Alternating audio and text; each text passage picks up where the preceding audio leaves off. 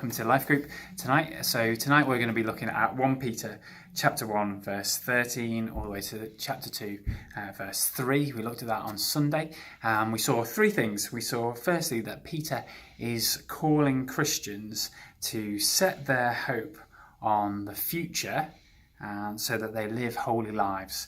So we thought a little bit on Sunday about how Peter's calling us to put our future grace glasses on, how he's calling us to look forward to the grace that God is going to give to us. He commands in verse 13, we saw in an old translation, to gird up the loins of our minds, to work harder, thinking about what God is going to give us in the future.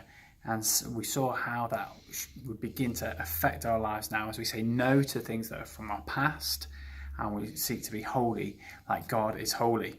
So you're going to be chatting a bit about that in your groups. You're also going to be looking at the middle section where we saw that God is calling us, that Peter writes his letter to call these Christians and us as well to live lives of reverent fear because Jesus' blood is precious. So often we can be glib about what Jesus has done for us on the cross.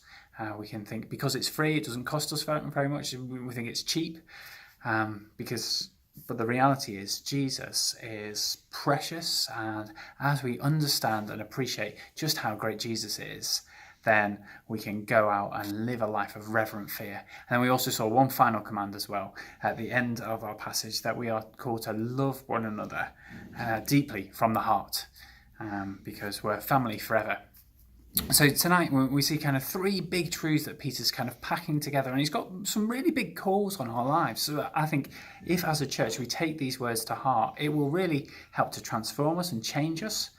But they're not just kind of words that are battering us down. He gives us lots of truth here, lots of reassurance, lots of confidence. They're delivered in a really warm way. So it'd be great just to get stuck into that passage and be praying for God to be at work in your own heart, that you might change and grow as a Christian. The passage ends with Peter saying, like newborn babies, crave pure spiritual milk, that you might grow up in salvation. Peter says we should be like little babies. As we come to the Word of God, we should just want it and want more and more of it, because we know that's the way that we can grow and be satisfied. So I'm praying that will be true for you tonight. Thanks.